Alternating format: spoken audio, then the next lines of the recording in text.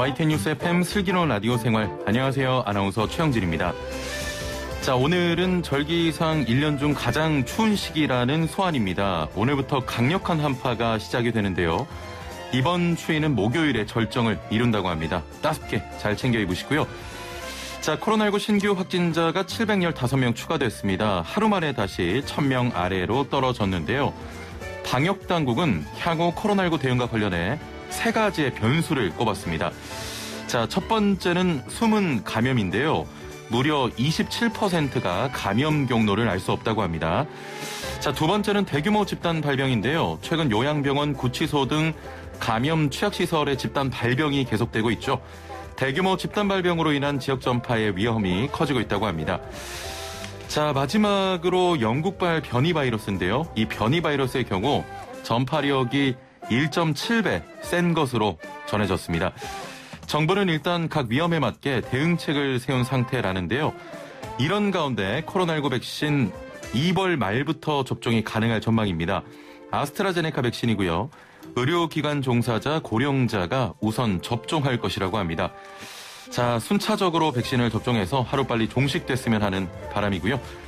오늘 1부는 에너지 자립을 말하다 시간입니다. 오늘은 유럽 국가 중에서도 분산 에너지의 강국인 덴마크 사례를 전해드립니다. 관련 내용 함께하고요. 2부는 은퇴 재무 상담 준비되어 있는데요. 오늘은 새해부터 달라지는 연금 관련 제도에 대해 살펴보겠습니다. YTN 뉴스 FM 슬기로운 라디오 생활 지금 바로 출발합니다. 네, 슬기로운 라디오 생활 1부는 도시의 에너지에 대해 알아보는 에너지 자립을 말하다 시간입니다. 자, 올해는 지구온난화를 막기 위한 파리 협약이 이행되는 해입니다. 우리나라도 에너지 전환을 현실화해야 하는 시점이 된 건데요. 이미 대부분의 유럽 국가에서는 열병합 발전, 분산 에너지 등 온실가스는 적게 배출하고 지역민들에게는 충분한 에너지를 공급하기 위한 방법이 진행되고 있습니다. 자, 오늘은 유럽 국가 중에서도 분산 에너지의 강국인 덴마크, 그중에서도 에너지 자립 성공 사례로 꼽히는 3세 섬의 사례를 살펴보면서 에너지 전환이 어떻게 돼야 하는지 살펴보려고 하는데요. 덴마크의 에너지 자립, 그 생생한 이야기 들려주실 분 모셨습니다. 전 외교부 주 덴마크 한국대사관 대사로 활동한 최재철 기후변화센터 공동대표 전화 연결돼 있습니다. 안녕하세요. 안녕하세요. 반갑습니다. 예, 먼저 전화 연결해 주심에 감사드리고요. 자, 오늘도 에너지와 관련된 퀴즈로 시작하려고 하는데요. 오늘 살펴볼 3세 섬의 주요 에너지 공급원입니다. 3세 섬 에너지 자립섬의 그 중추적인 역할을 하기도 했고요. 이 친환경 발전의 이름은 무엇일까요? 오늘의 퀴즈입니다. 자, 대표님 그 힌트 하나만 주시죠. 네, 덴마크는 이것이 많이 부는 나라로 알려져 있습니다. 아, 이것이 많이 부는 나라? 전기를 생산해서 공급하기도 합니다. 아, 이 정도면 좋은 힌트가 됐을 것 같습니다. 예, 아주 훌륭한 힌트였습니다. 자, 정답하시는 분은 단문 50원, 장문 100원의 유료 문자 샵 0945번으로 보내주시거나 YTN 라디오 유튜브와 애플리케이션 댓글창 활용하시면 되겠습니다. 자, 그럼 본격적으로 이야기 나눠보죠. 올해부터 파리 협약이 이행됩니다. 2015년 파리 협정 당시에 기후변화 대사로 일하셨다고 들었는데 기후변화 대사라는 직책은 좀 생소합니다만 환경 분야에서는 기후 문제에만 이렇게 따로 대사를 두고 있다고요. 그만큼 기후 문제가 우리에게도 중요한 부분이 됐다 이렇게 봐야 할까요? 아, 네, 그렇습니다. 예. 먼저 기후변화 대사는 외교부 직제상에 있는 지위로 기후변화에 관한 대내외 협상을 총괄하는 업무를 담당하는 지위라 하겠습니다. 예. 2008년도에 신설되어 가지고 그때부터 지금까지 계속 진행되는 기후변화 협상 과정에 우리나라의 입장을 대변하는 역할을 하고 있다 이렇게 하겠습니다. 예. 특히 생물 다양성이라든지 해양 오염 방지, 화학물질과 유해 폐기물의 국가 간 이동과 같은 여러 가지 환경 문제들이 많이 있습니다. 예. 그렇지만 유독 기후변화 문제에 대해서만 이 고위급 협상 대표를 두는 것은 이 기후변화의 원인으로 지적되고 있는 이산화탄소, 메탄, 아산화질소, 산업용 블락가스 등 온실가스가 국가 경제의 핵심 분야인 발전이라든지 자동차, 철강, 전기전자, 석유화학과 같은 에너지 집약적 산업과 농목축업으로부터 발생하기 때문입니다. 때문입니다. 예. 이들 온실가스 배출을 규제할 경우에는 국가 경제 발전에 직접적인 영향을 받습니다. 그렇기 때문에 많은 국가들이 기후변화 대사라는 협상 전문지기를 신설해서 국제 무대에서 자국의 입장을 균형 있게 대변하기 위해서 노력하고 있습니다. 예. 제 같은 경우는 파리 협정 작성이 한창 시작되던 2014년 5월에 기후변화 대사로 임명되어 가지고 2015년 12월 12일 파리 협정 채택, 2016년 11월 3일 파리 협정 비준까지의 업무를 수행하고 덴마크 대사로 부임하였습니다. 예. 자, 오늘 덴마크 사례로 에너지 전환 관련된 내용 살펴보려고 하는데요. 덴마크는 어떤 나라입니까? 네, 덴마크는 북유럽의 유틀란드 반도와 400여 개의 섬으로 이루어진 왕국입니다. 예. 물론 또 북극의 그린랜드와 북대서양의 페로 제도라는 두 개의 자치령을 갖고 있습니다. 예. 통상 우리가 덴마크로 라고 할 때는 한반도의 5분의 1 크기의 580만 명의 인구를 지닌 덴마크 왕국을 의미합니다. 이 작지만 강한 나라로 알려져 있는 덴마크는 세계에서 가장 행복한 나라, 부패 지수가 낮고 정치인과 사법제도에 대한 신뢰가 가장 높은 나라로 알려져 있습니다. 예.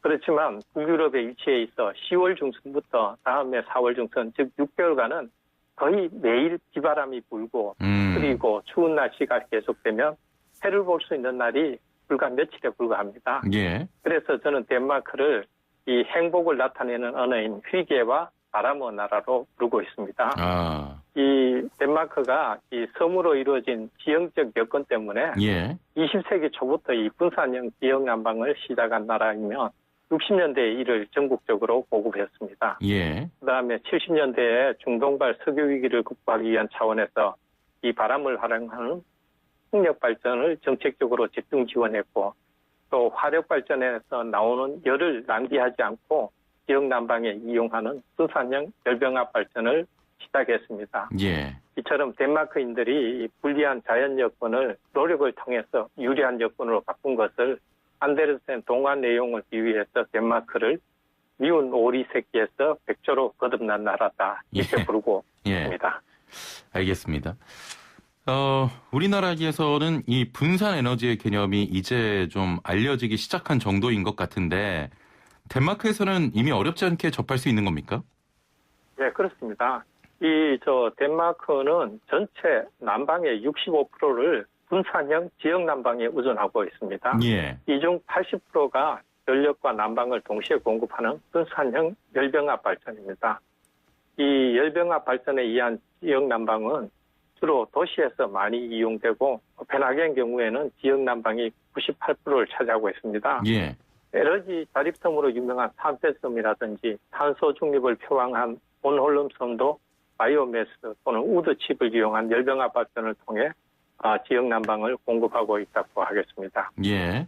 이 최근에 수도 코펜하겐 외곽에 소재한 아마저 바크라는 폐기물 소각력 열병합 발전소가 2017년 3월에 완공되었습니다. 예. 2019년부터 본격 가동을 시작했는데요. 90m 높이의 지붕의 경사로를 이용해서 약 1.5km의 스키 슬로프와 암벽 등반 코스까지 갖추고 있어가지고 코펜하겐 시민들에게는 코펜하겐 힐이라는 코펜하겐 언덕이라는 애칭으로 불려주고 있습니다. 예. 여기는 매년 40만 톤의 쓰레기를 소각하고 13만 세대에게 지역 난방도 공급하고 55만 인구에게 전기를 공급하고 있어 님비 현상을 극복한 대표적 분산형 에너지의 표본으로 알려져 있습니다. 예. 지금 말씀 들어보니까 참 덴마크 대단한 나라 같은데 자, 여기서 좀 퀴즈를 한 번 더 듭니다. 지금 정답 보내주신 분들이 굉장히 많은데 자, 덴마크는 이것의 나라라고 합니다. 이것을 사용하는 발전인데 3세섬, 덴마크의 3세섬 에너지 자립섬의 중추적인 역할을 하기도 했고요. 이 친환경 발전의 이름은 무엇일까요? 덴마크는 이것의 나라라고 합니다. 단문 50원, 장문 100원의 유료 문자 샵 0945번으로 보내주시거나 애플리케이션 댓글창도 열려 있습니다. 땡땡 발전. 네, 힌트 하나 더 드려보겠습니다. 5335번님 바람입니다. 3882번님 정답 풍차. 9897 바람이요. 6678번님 풍차 풍력. 7516번님 바람, 6118번님 풍력, 6075번님 풍력 하셨고 4877번님께서는 정답은 바람입니다. 최 대사님 기후 외교 현장에서의 노고에 감사드립니다. 또 이렇게 보내주셨네요. 예예. 자, 그 덴마크 이야기 계속했는데 분산 에너지 분야에서 덴마크를 선진국으로 얘기하잖아요. 특별한 이유가 있습니까? 네. 덴마크를 선진국이라고 하는 것은 아마 분산형 열병합 발전과 풍력 발전 때문이라고 생각합니다. 예. 앞서 말한 바와 같이 덴마크는 전력과 난방을 동시에 공급하는 유럽 최대 열병합 발전 국가이고 우리나라를 비롯한 많은 국가들에서 지역 남북 사업 관계자들이 덴마크의 분산형 열병합 발전 사업 현황을 배우기 위해 방문합니다. 예예. 이는 덴마크가 이 분야에서 세계 최고 선두주자에 있는 국가를 의미하는 것이라고 하겠습니다. 예. 특히 덴마크는 2035년까지 지역 난방에 사용하는 연료 전체를 재생에너지 및 폐기물로 대체한다는 목표를 갖고 있으며 최근에 이 재생에너지 이용 비율이 50%를 넘었던 것으로 알려져 있습니다. 예. 또 하나는 덴마크가 바람의 나라라는 명성에 걸맞게 세계 풍력 발전 시장을 선도하고 있기 때문입니다. 1991년도에 세계 최초로 빈드비 해상 풍력 단지를 조성하였고 2019년에는 저작년이죠. 전기 생산의 47%가 풍력 발전에 의해 이루어졌습니다. 예. 2020년 말까지 전기 생산의 50%를 풍력으로 조달하겠다는 계획을 갖고 있었는데 아마 지금 무난히 달성한 것으로 보입니다. 예. 이 코펜하겐을 방문한 분들은 항만 앞바다에 설치된 20기의 풍력 발전기를 목격하게 됩니다. 예. 이 미들그루덴 풍력 단지라고 불리우고 2000년도에 조성되었습니다. 예. 그 20개 풍력 발전기 중에 10기는 코펜하겐 시민들로 구성된 협동조합이 소유권을 갖고 있고 나머지 10기는 웨아스테드라는 전력회사가 소유하고 있습니다.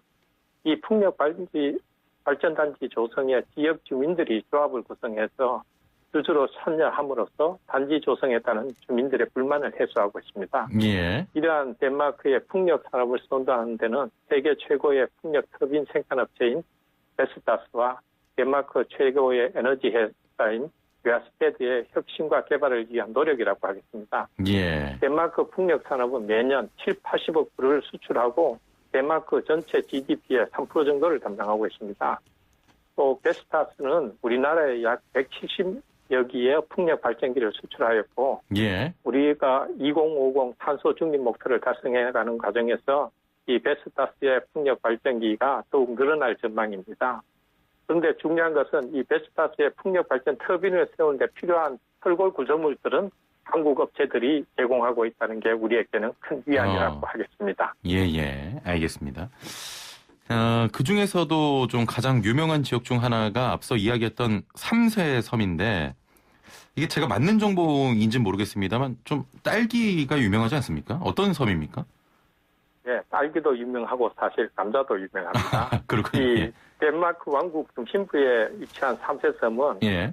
CNN을 비롯한 여러 방송에 소개된 에너지 자립섬입니다. 예. 저도 대사로 근무하면서 2차례 방문해서 이 에너지 자립섬으로 거듭나게 된 과정을 현재 삼세섬에서 에너지 아카데미를 운영하고 있는 소렌 함웨슨 원장으로부터 설명을 듣고 큰 감명을 받았습니다. 예. 인구는 4,000명에 불과하지만 삼세섬의 주민 참여형 에너지 자립 이니셔티브를 배우려는 세계 각국의 방문객이 매년 5,000명 이상이 된다고 합니다. 예. 자, 그 참여가 굉장히 중요합니다. 에너지 자립을 위해서. 그런데 삼세섬도 이전에는 화석 연료를 사용했던 곳인데 새로운 에너지를 사용해야 하는 불편도 있었을 거고 또 우리 지역에 어떤 형태든 발전소가 들어온다는 걸 좀 다들 반기지 않는데 주민들의 참여가 쉽지 않았을 것 같거든요.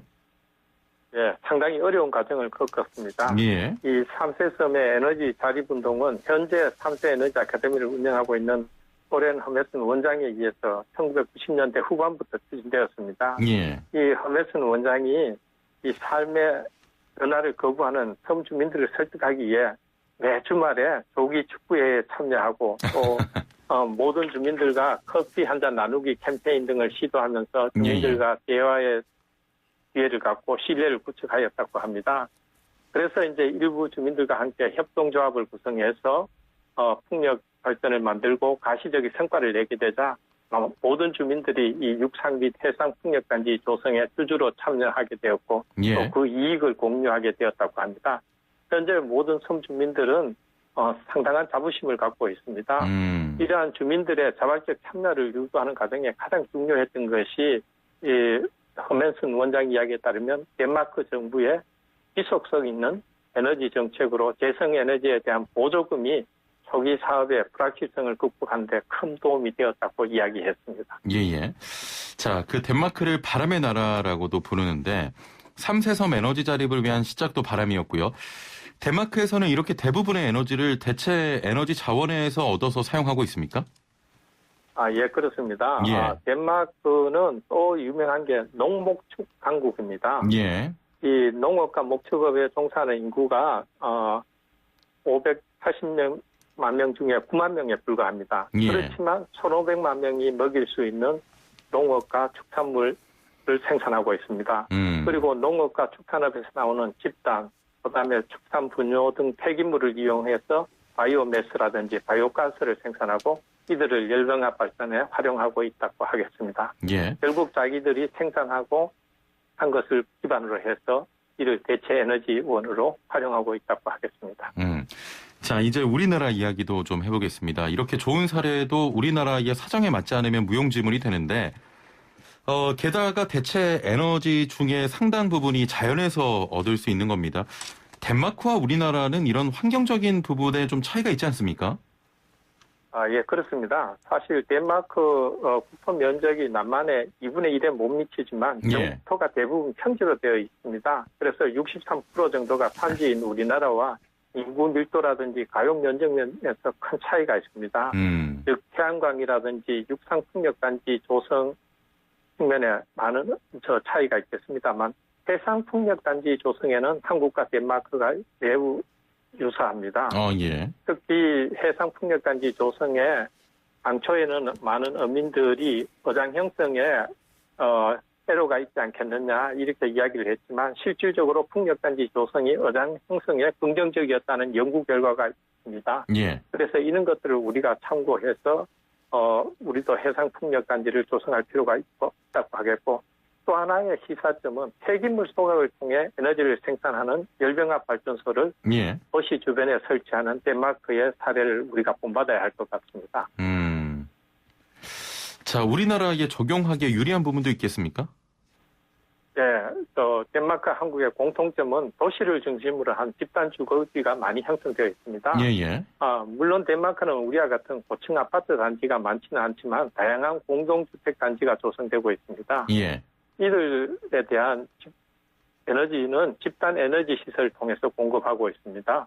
아까 말씀드린 것처럼 코펜하겐에서 소비되는 에너지의 98%가 집단 에너지 시설을 통해 이루어지고 있다는 것입니다. 예. 우리나라의 경우에도 신도시, 즉 아파트 밀집 지역에 집단 에너지 시설을 설치하고 있습니다만 이 에너지 사업자들이 상호 보완을 하기보다는 각각의 사업권력을 나누어 하는 폐쇄적인 구조를 유지하고 있습니다. 예. 최근에 이제 사업자별로 잉여열을 상호 보완해주는 한상 배관망 사업이 진행되고 있는 게 그나마 상당히 긍정적인 현상이라고 하겠습니다. 예예. 이런 열 교환이 국지적으로 머물 것이 아니라 지역 전체를 하나의 연결고리로 해서 통합된다면 우리나라의 집단 에너지 사업의 미래도 상당히 밝을 것이라고 하겠습니다. 예예.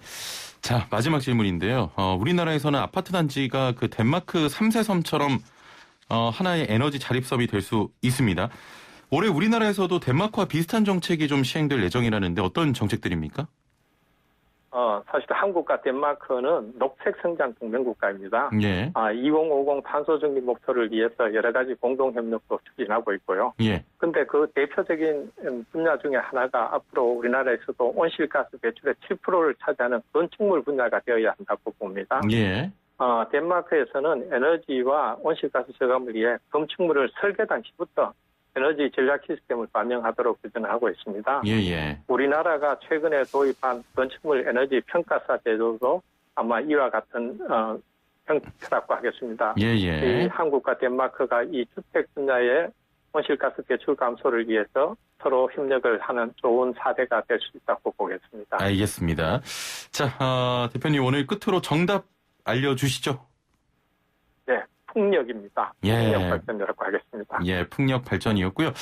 5030번님께서는 저는 강동구 에너지마루 해설사입니다. 재생에너지인 바람, 태양 아주 중요한 에너지입니다. 아이들에게 친환경 에너지의 소중함과 에너지 절약에 대해 설명하고 체험하고 있어요 하셨는데 좋은 일 하고 계십니다. 자, 대표님 오늘 말씀은 여기까지 듣겠습니다. 감사합니다. 감사합니다. 예, 지금까지 최재철 전 외교부 주 덴마크 한국대사관 대사와 함께했습니다. 네, 슬기로운 생활을 위한 생활백서 매주 화요일은 알아둬야 손에 안 보는 생활법령을 알아보겠습니다. 자, 생활 속 각종 분쟁들 법을 알면 답이 보입니다. 오늘 함께할 법제처의 김유미 사무관 연결돼 있습니다. 안녕하세요. 안녕하세요. 예. 자, 오늘은 올해부터 새롭게 시행되는 법률 중 취업과 관련된 내용 알아보려고 합니다. 먼저 오늘의 사연부터 만나보시죠. 다니던 회사에서 해고된 지 벌써 1년이 돼 가는데요.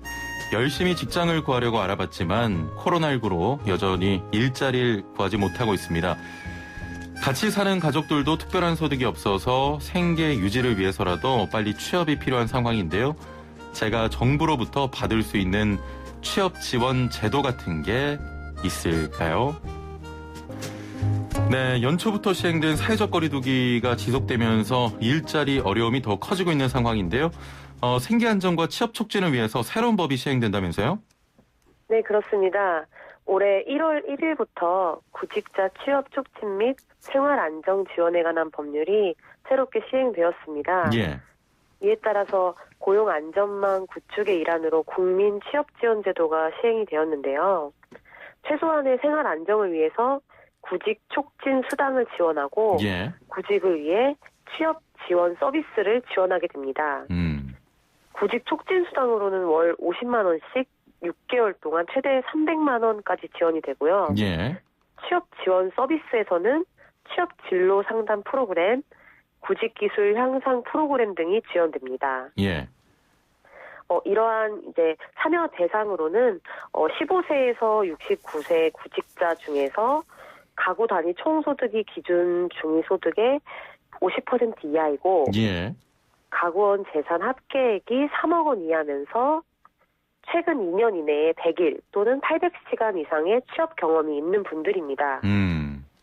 만약에 그 취업의 경험이 없다고 해도 18세에서 34세 청년 경우에는 소득과 재산 조건을 충족하면 예. 예산 범위 내에서 선발해서 지원이 가능합니다. 예, 취업 경험이 없어도 18세에서 34세라면 일단 확인해 보는 것이 좋겠고요.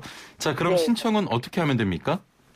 네, 신청은 이제 참여 희망하는 본인이 거주지 관할 고용센터에 직접 방문하시거나 예. 국민 취업지원제도 온라인 전산망에서 신청을 하실 수가 있습니다. 예. 12월 28일부터 참여 신청을 이제 받고 있으니까 아직 신청하시지 못한 분들은 국민 취업지원제도 온라인 사이트에 접속하셔서 자격 조건에 해당하는지 확인을 해보시면 좋을 것 같습니다. 알겠습니다. 자, 고용센터 방문하거나 국민취업제도 온라인 사이트에서 확인하실 수가 있고요. 추가로 더 알아둬야 할 사항 어떤 게 있겠습니까? 네, 참고로 지금 말씀드린 자격 조건에 해당되지가 않고 소득이나 재산 조건이 조금 높더라도 예. 취업 지원이나 구직 활동 프로그램 등을 받을 수 있는 취업 지원 서비스는 지원을 받으실 수가 있는데요. 예. 중위소득 100% 이하의 35세에서 69세 중장년층이시거나 아니면 중위소득 60% 이하의 저소득층 등이 이에 해당을 하는데 보다 구체적인 이제 지원 기준이나 내용은 온라인 사이트에서 자가 진단을 통해서 확인을 하시면 됩니다. 예. 취업 지원 및 구직 활동 프로그램 등의 취업 지원 서비스는 지원받을 수가 있고요. 국민 취업 지원제도 온라인 사이트에서 해당 내용을 확인하시길 바랍니다. 자, 알아둬야 할 생활법령 법제처와 함께했습니다. 오늘 말씀 감사합니다. 네, 감사합니다. 네. 자, 지금까지 법제처의 김유미 사무관과 함께했습니다. 네, 1부는 여기서 마치고요. 2부는 은퇴 재무상담 준비되어 있습니다. 새해부터 달라지는 연금에 대해 알아보도록 하죠. 자, 상담도 받습니다. 은퇴 후 재무관리에 대해 고민이 있거나 궁금한 점 있는 분들 단문 50원, 장문 100원의 유료 문자 샵 0945번으로 보내주시길 바랍니다. 57분 날씨와 교통정보 듣고 2부로 돌아오겠습니다. 네, 슬기로운 라디오 생활 2부 생활에 도움이 되는 숫자 뉴스로 시작합니다. 먼저 첫 번째 숫자는 코로나 누적 사망자 1000명입니다. 최근 한 달 동안 코로나19 사망자 수가 440여 명까지 급증하면서 누적 사망자도 오늘 1000명을 넘었습니다. 사망자 대부분은 요양병원이나 요양원에 계시던 70대 이상 어르신들이라고 하는데요. 최근 1000명에 가까운 일일 확진자들 중 다수가 요양병원이나 동부구치소 내 집단 감염으로 인한 것이죠. 특히 노인들은 요양시설의 경우 확진되면 중증으로 악화돼 사망으로 이어지고 있어서 이에 대한 방역관리가 중요합니다. 요양원에 입소하는 게 요즘엔 코로나판 고려장이란 얘기도 있던데요. 요양원에 한번 들어가면 죽어서야 나오기 때문이랍니다. 참 비극적인 일인데요. 누구나 늙죠. 언젠가 나를 부양해줄 사람이 없어지고요. 정부 당국이 요양시설 등의 집단 방역에 좀 더 신경 써야 할 이유입니다. 네, 두 번째 숫자는 하루 확진자 5만 명입니다. 영국의 얘긴데요. 영국에서 연일 5만 명이 넘는 코로나19 신규 확진자가 나오자 영국 정부가 전국적인 봉쇄 정책을 발표했습니다. 영국 정부가 발표한 4일 기준 일일 신규 확진자 수 5만 8,700여 명, 연일 최다를 기록하자 보리스 존슨 영국 총리는 대국민 TV 연설을 통해 3차 봉쇄 조치를 발표했습니다. 자, 지난해 봄과 11월에 이은 3차 봉쇄 정책으로 내일부터 시작돼 최소 2월 중순까지 전국에 적용됩니다. 코로나 확산세 전 세계적으로 정말 심각하군요. 네, 세 번째 숫자는 코로나 치사율 80%까지 낮추는 구충제 이버맥틴입니다. 구충제 이버맥틴이 코로나19의 치사율을 최대 80%까지 낮추는 효과가 있다는 임상시험 결과가 나왔는데요. 이집트, 아르헨티나, 방글라데시 등에서 코로나19 환자 총 1,400여 명을 대상으로 진행된 임상시험 결과입니다. 이버맥틴을 투여한 환자들은 보다 짧은 시간 안에 효과가 나타났다고 합니다. 이 임상시험들은 세계보건기구 WHO가 의뢰한 것이라고 하는데요. 하지만 의학계 일각에서는 임상시험 참가자 수가 적고 사용된 이버맥틴 용량이 제각각이어서 이 결과를 과연 믿을 수 있느냐는 의문을 제기하기도 합니다. 구충제 이버맥틴, 얼마 전에는 암세포를 죽이는데 효과가 있다 이런 이야기도 있었는데요. 이버맥틴은 다른 약과 병용했을 때 급격한 혈압 강화나 간 손상, 구토, 설사, 복통, 현기증 등의 부작용도 있다는 점 반드시 참고하시고 의사 등 전문가의 도움 없이 사용하시면 안 됩니다. 네, 마지막 숫자는 술과 담배 사는데 4조 2천억 원입니다. 코로나19가 확산한 지난해 술, 담배를 사는데 지출한 금액이 사상 최대로 늘었습니다. 술집도 식당도 밤 9시면 문을 닫으니까 술을 덜 먹지 않을까 생각했지만 그 반대군요. 한국은행에 따르면 지난해 3분기 가계의 목적별 최종 소비 지출 가운데 주류와 담배 지출액은 4조 2,975억 원이었습니다. 이는 1970년 한은이 관련 통계를 낸 이후에 가장 많은 액수라고 하죠. 자, 반면에 지난해 3분기 오락과 스포츠 문화 부문 소비 지출액은 12조 3,963억 원으로 2012년 이후 가장 적었습니다. 지금까지 생활에 도움이 되는 숫자 뉴스였습니다. 어제도 저희가 음식 이야기하다가 술 이야기했고 오늘도 술 이야기가 나오는데 아무래도 담당 PD가 좀 술이 땡기나 봐요. 자, 안치환의 노래 전해드립니다. 인생은 나에게 술 한 잔 사주지 않았다. 네, 슬기로운 라디오 생활 2부는 은퇴 상담 준비되어 있습니다. 새해가 시작되면 새로운 목표나 계획을 세우곤 하는데요. 그러면서 보다 먼 미래에 대한 좀 더 구체적인 생각을 해보기도 합니다. 특히 퇴직을 목전에 두고 있거나 은퇴한 지 얼마 되지 않은 5060 세대에는 연금에 대한 관심이 더 높아지기도 하는데요. 자, 오늘은 새 연금 준비하는 분들을 위해서 새해부터 달라지는 연금 관련 제도에 대해 살펴보는 시간 가져보겠습니다. 방송 들으시면서 오늘 주제 이외에도 퇴직연금 일시불이 좋을지 또 연금으로 받는 게 좋을지 국민연금과 주택연금만으로 노후 재무 준비는 충분한지 등등 은퇴 후 재무에 대해 궁금한 점 있는 분들 단문 50원 장문 100원의 유료 문자 샵 0945번으로 보내주시길 바랍니다. YTN 라디오 유튜브와 애플리케이션 댓글창도 열려 있습니다.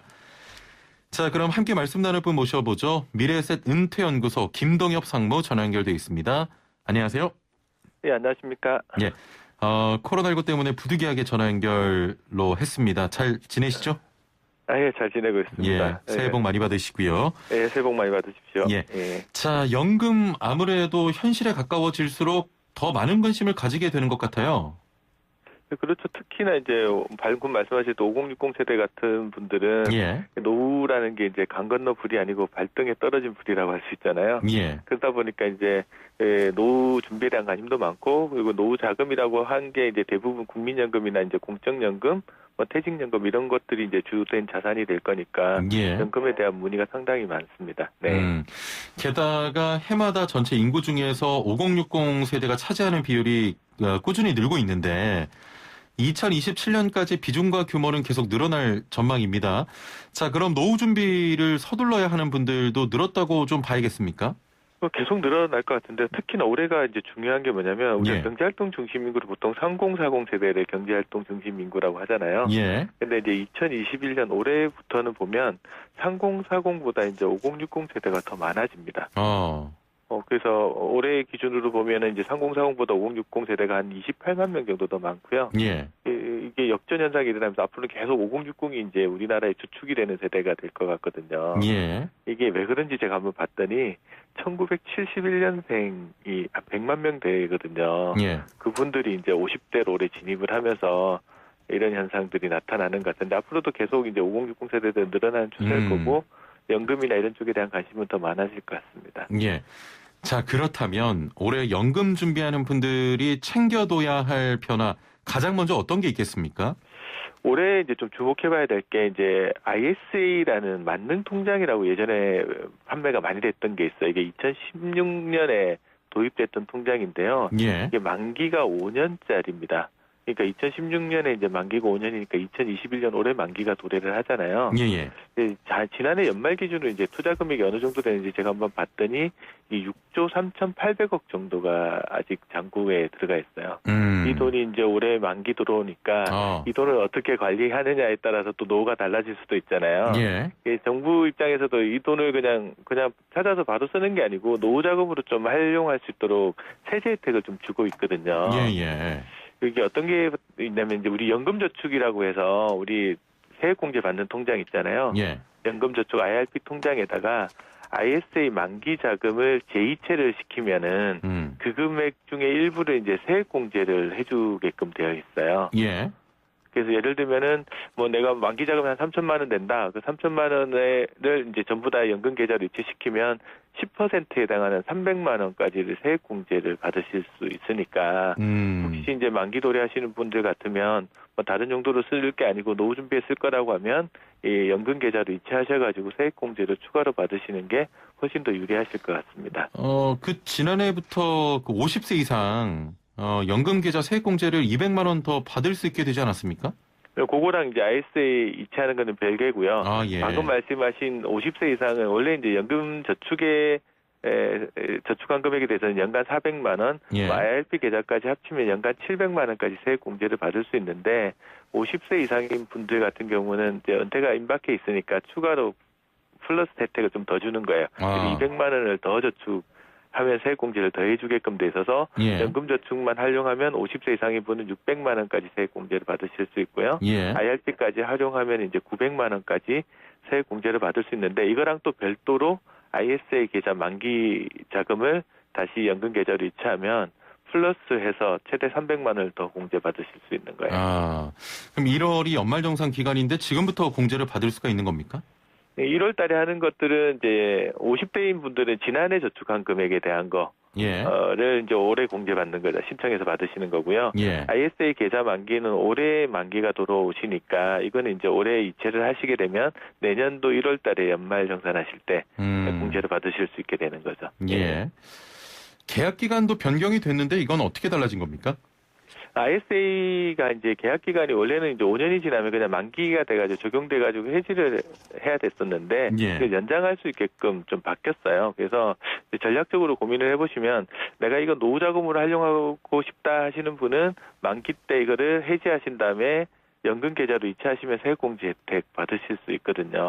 그렇게 하시면 되고 뭐 당장 목돈은 필요하지 않고 그냥 세제 혜택만 그냥 계속 받고 싶다 ISA 그런 분들은 그냥 만기 연장하셔도 되고요. 예예. 그렇게 하시면 될 것 같습니다. 네. 알겠습니다. 또 노후 연금하면 빠질 수 없는 그 주택연금도 변화가 좀 있다고요? 주택연금 같은 경우가 이제 지난해 올해 걸쳐서 이제 가장 변화가 많은 부분들 중에 하나가 주택연금인 것 같은데요. 예. 올해 이제 좀 예정되어 있는 변화가 뭐가 있냐 그러면 주택연금의 신탁 방식의 연금 제도가 도입되는 게 있어요. 예. 이게 뭐냐 그러면 주택연금의 가장 큰 장점 중에 하나가 본인하고 배우자가 살아있는 동안 연금을 계속 받을 수 있는 게 장점이거든요. 근데 이제 주택 소유하신 분이 먼저 사망하게 되면 배우자가 연금을 계속 받으려고 하면 주택 소유권을 확보를 해야 돼요. 예. 근데 소유자가 먼저 사망하면 상속이 일어나 버리잖아요. 예. 그 상속인들 중에는 배우자도 있지만 자녀도 같이 있어서 자녀들이 동의를 해주지 않으면 남은 배우자가 연금을 못 받는 사례가 왕왕 발생을 하고 있는 거예요. 예예. 자녀가 왜 동의 안 해주냐 그러는 분도 계실지도 모르겠지만 실질적으로 요즘 이제 재혼이나 이런 것들이 많아지면서 예. 자녀들 동의를 얻기 어려운 경우도 상당히 많아서 이 문제를 좀 해결하기 위해서 이제 신탁 방식을 도입하게 되면 주택 소유를 신탁으로 소유권에 이전해 놓은 다음에 그렇게 되면 이제 수익자로 지정해 놓은 사람한테 살아있는 동안 계속 연금을 지급할 수가 있어서 그렇게 되면 이제 아까 말씀드렸던 주택 소유자가 먼저 사망했을 때 생길 수 있는 문제들도 다 해결할 수 있는 방법이라서 이게 올 6월 달 정도에 도입될 것 같습니다. 예. 올해 6월 달부터 도입이 된다고요? 예. 알겠습니다. 자, 은퇴 재무 상담 문자 받고 있습니다. 은퇴 재무와 관련해서 꼭 연금이 아니어도 은퇴 설계와 관련한 재무 상담 단문 50원 장문 100원의 유료 문자 샵 0945번이나 애플리케이션 채팅창으로 받고 있습니다. 서둘러 주시면 저희가 그 고민 해결해 드리겠습니다. 자, 그런데 그 주택연금 같은 경우에는 지난해에도 큰 변화가 있지 않았습니까?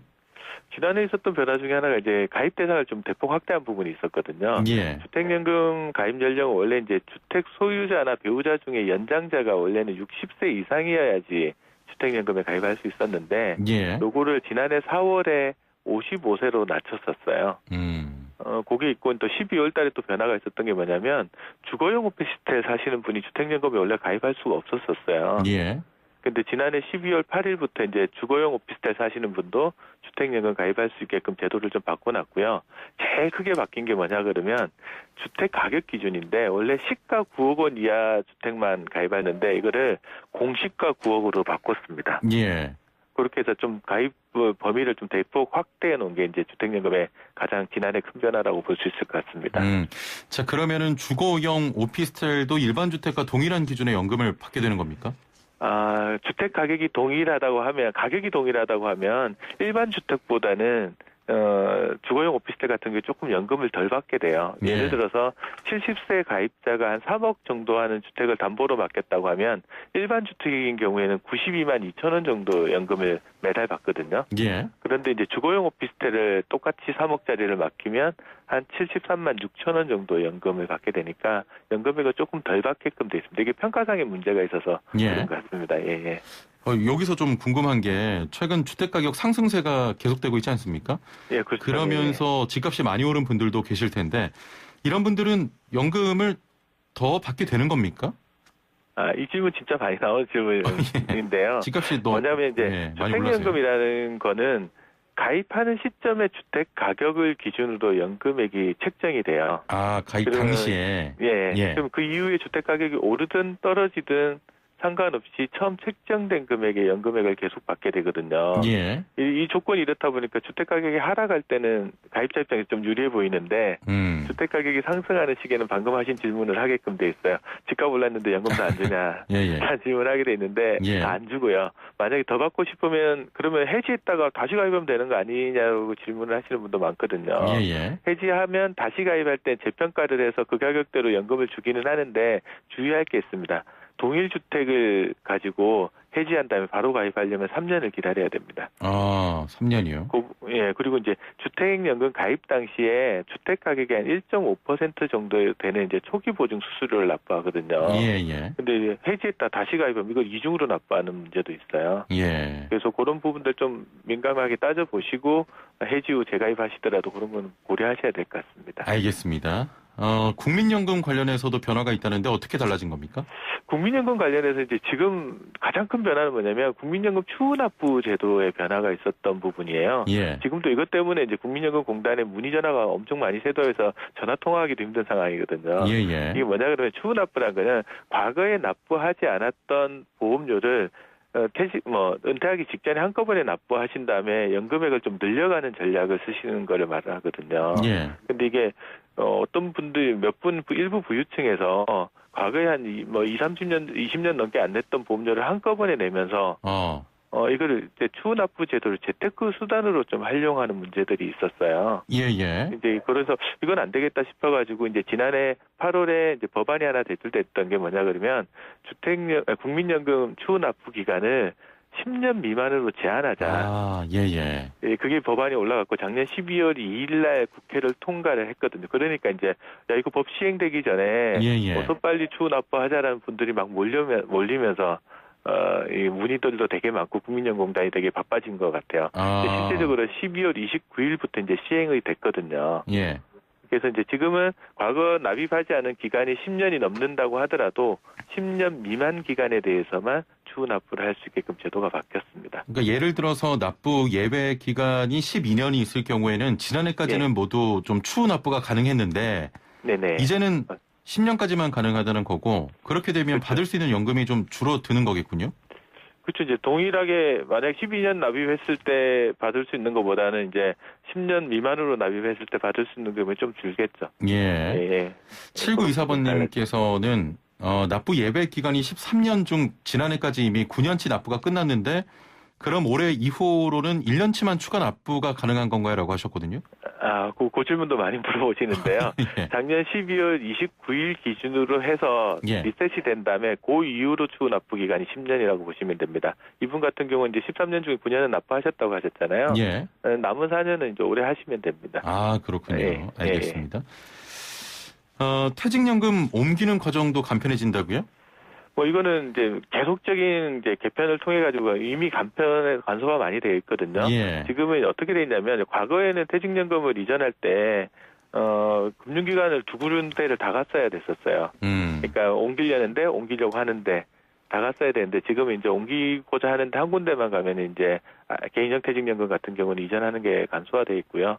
요즘은 이제 모바일로도 그냥 이전을 할 수가 있어서 상당히 좀 간편해지고 있습니다. 알겠습니다. 8242번님, 기초연금 수급 대상자 정할 때 국민연금 받는 것도 포함해서 기준을 정하는 것으로 알고 있습니다. 부부 두 사람 모두 포함되는 가구당 기준으로 하는 겁니까? 아니면 한 사람을 기준으로 하는 건가요? 라고 하셨네요. 부부가 같이 사는 게 가구당으로 이제 기초연금은 지급을 하거든요. 예. 이제 기초연금을 산정을 할 때 대상자를 산정할 때 소득 하위 70%를 기준으로 한다고 하는데 이 소득이라는 것들은 이제 진짜 소득하고요. 재산을 소득으로 환산한 것들을 합쳐서 평가를 합니다. 예. 그때 단독 가구, 혼자 사는 가구는 기준 금액이 올해 기준으로 169만 원이 이하일 때만 받으실 수가 있고요.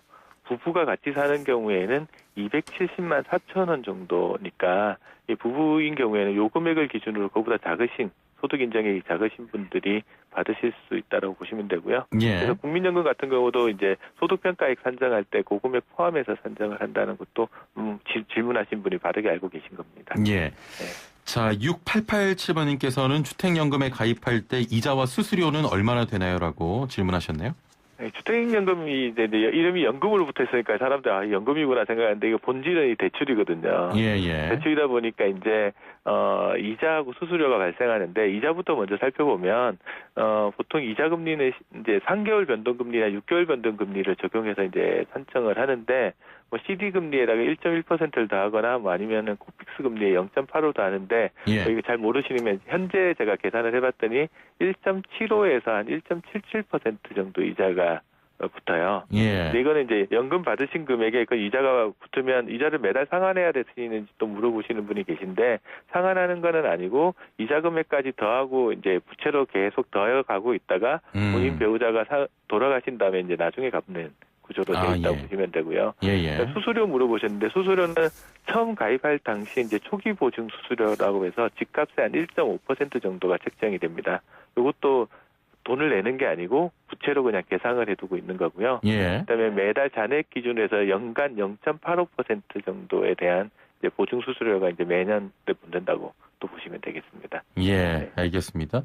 자, 그냥 거의 단답으로만 여쭤보겠습니다. 7033번님인데 작년에 은퇴했는데 이제서라도 연금보험 들어도 괜찮을까요? 라고 하셨습니다. 연금보험 작년에 은퇴하셨으면 이제 목돈이 있으신 경우에 즉시연금이라는 게 있습니다. 즉시연금은 이제 납입을 하면 바로 다음 달부터 연금이 나오는 거거든요. 그런 연금 상품이 있으니까 본인한테 맞으시면 확인하면 될 것 같고요. 뭐 다른 소득이 조금 더 있거나 당장 받지 않으셔도 된다고 하면 거치 기간이 좀 일부 있는 연금을 가입하시는 것도 가능한데 금방 물어보신 분들한테는 이제 즉시연금 같은 게 좀 더 맞을 것 같습니다. 알겠습니다. 오늘 말씀 여기까지 듣겠습니다. 감사합니다. 네, 감사합니다. 네, 지금까지 미래에셋 은퇴연구소 김동엽 상무와 함께했습니다. 네, 앞서 퀴즈 풍력발전 정답자 2656번님 저희에게 주소를 문자로 보내주시면 저희가 준비한 소정의 선물을 드리겠습니다. 자, 오늘 낮부터는 날이 추워진다고 합니다. 옷차림 잘하시길 바라고요. 내일 뵙죠. 최영진이었습니다. 고맙습니다.